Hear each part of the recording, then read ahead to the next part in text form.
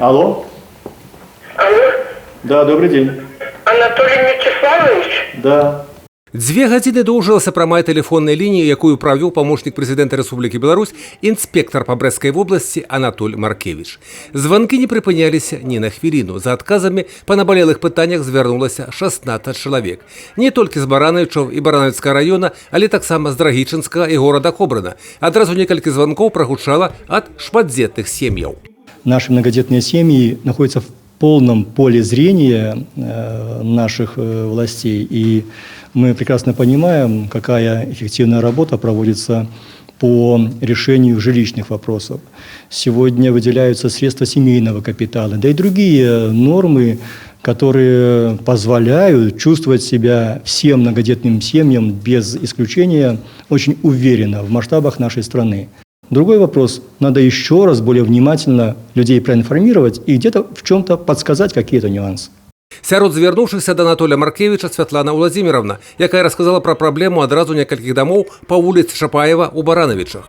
У нас лужа примерно размером метров 50 в длину и метров на 10 в ширину. Во время дождей нас полностью всех затапливает. Все наши дома, огороды, подвалы. Мы как-то хотим, чтобы нашу проблему наконец-то решили. Аказалася, гарадскія ўлады пра сітуацыю ведаюць і ў хуткім часе збіраюцца прыступіць да яе вырашэння. Уже решение ранее принято, мне просто говорят об этом решении. По данной улице и по близлежащим будет проведена ливневая канализация, ливневка. Все эти работы будут завершены к окончанию текущего календарного года. З праблемай, актуальнай для жыхароў цэлай шматпавярховкі па вуліцы Камуністычнай, звярнуўся жыхар Баранавічаў Евген Олегович. У нас, получается, дом находится вдоль дороги, пятиэтажный дом.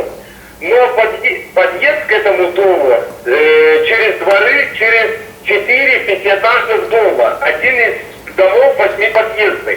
То есть у нас случай, когда вот была ситуация, был пожар на 2-м этаже.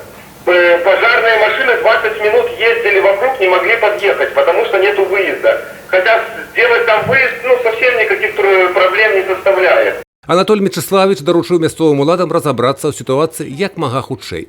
Там на месте необходимо встретиться, увидеть положение дел, услышать ваши предложения, какие прозвучат, и вместе найти разумное решение. Таксама пытанні тычыліся паляпшэння жыллёвых умоў, пенсійнага забеспячэння, льготнага крэдытавання, аказання матэрыяльнай дапамогі, добраўпарадкавання, працаўладкавання і іншага. Пры гэтым памочнік прэзідэнта адзначыў высокую результатыўнасць у рабоце са зваротамі грамадзян у Баранавічах. В городе Барановичи есть четкая система, и эта система по работе с обращениями граждан функционирует и очень на высоком уровне. Абсолютно большинство вопросов не просто находятся в поле зрения, а они контролируются и решаются.